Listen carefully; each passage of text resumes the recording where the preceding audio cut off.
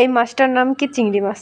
তো চিংড়ি মাছ দেখে বুঝে ফেলেছেন। তো আজকে নিয়ে চলে এসেছি চিংড়ি মাছের একটা রেসিপি নিয়ে। তার রেসিপিটি হলো চিংড়ি মাছের পাতলা ঝোল।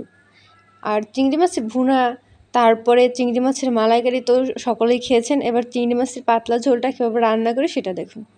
তো প্রথমে এটার জন্য কি করেছি, পেঁয়াজ কুচিয়ে নিয়েছি আর একটু আদা আর রসুন থেতো করে নিয়েছি। এবার মাছগুলো নুন হলুদ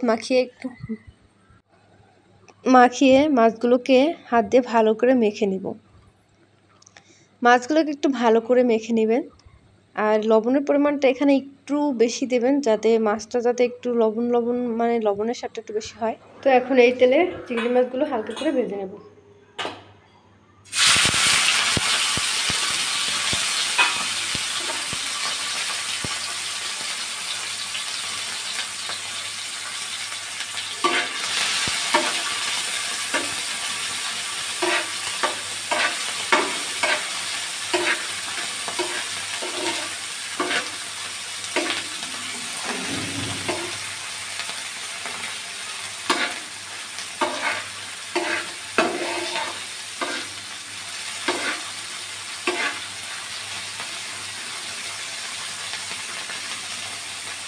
দেখতে পাচ্ছেন চিংড়ি মাছের কালারটা কিন্তু চেঞ্জ হয়ে গিয়েছে, এই যে অন্য একটা কালার চলে এসেছে।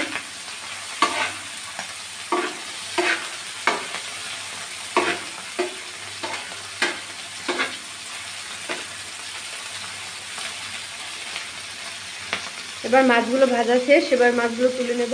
চিংড়ি মাছ কিন্তু আমার ভাজা শেষ, এই যে এখন নামিয়ে নিয়েছি। দেখতে পাচ্ছেন হালকা ভাজা দিয়েছে। আর চিংড়ি মাছ তেলের উপরে হালকা দিলেই কিন্তু এরকম লাল একটা সুন্দর একটা কালার চলে আসে। তো এই কালারটা যখনই চলে আসবে তখনই নামিয়ে নিতে হবে। এই যে আমি নামিয়ে নিয়েছি। তো একটি কড়াই বসিয়ে দিলাম, কিছুটা দিয়ে দিলাম সাদা তেল। এবার তেলটা গরম হয়ে গেছে। এবার এর মধ্যে দিয়ে দেবো পেঁয়াজ, রসুন আর আদা।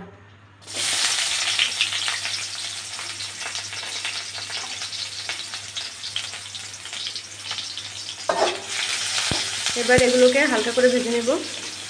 একটু হালকা যখন বাদামি কালার আসবে তখন কিন্তু ভাজা শেষ।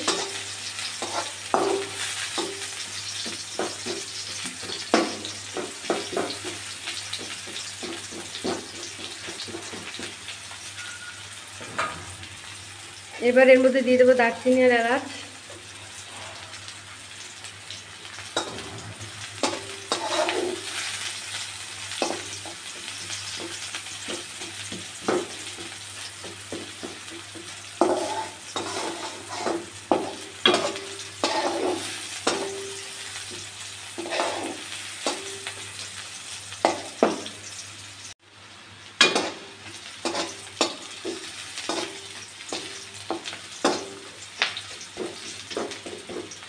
তো পেঁয়াজটা কিন্তু ভাজা হয়ে গেছে।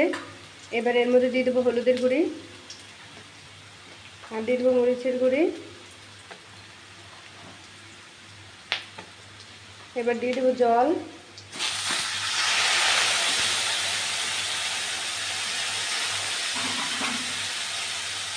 এবার মশলাটাকে ভালো করে কষিয়ে নেব।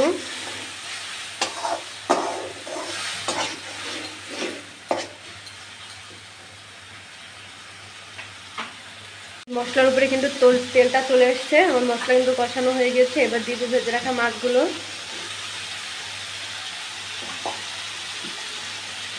এবার মাছগুলো দিয়ে আরও কিছু সময় কষিয়ে নেব।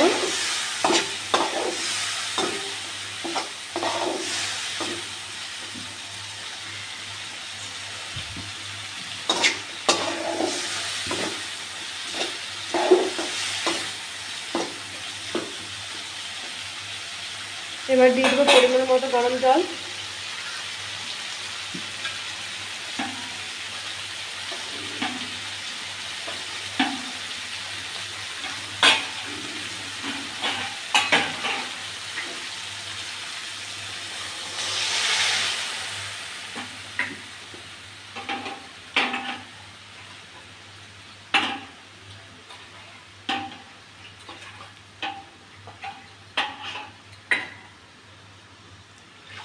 এবার দিয়ে দেবো কিছুটা লবণ।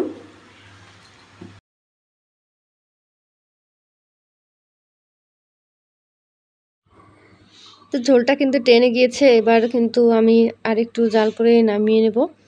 তো দেখতে পাচ্ছেন কালারটা কি সুন্দর এসেছে। আর এটা কিন্তু পাতলা ঝোল, চিংড়ি মাছের পাতলা ঝোল। এই রেসিপিটি যদি আপনাদের ভালো লেগে থাকে, আপনারা অবশ্যই বাড়িতে বসে একবার ট্রাই করবেন। আর অবশ্যই কিন্তু রেসিপিটি বাড়িতে বসে ট্রাই করে আমাকে জানাবেন যে খেতে কেমন হয়েছে। আর আমি তো দুপুরে খেয়েছি, যে এত স্বাদ হয়েছে খেতে কি বলবো। আর আপনারা কিন্তু বাড়িতে বসে অবশ্যই ট্রাই করবেন, অবশ্যই ট্রাই করবেন। আর ট্রাই করে কিন্তু আমার কমেন্ট বক্সে জানাবেন। দেখেন কালারটা একটু দেখেন, শুধু কালারটা দেখলেই তো মনে হয় জিভে জল এসে যায়।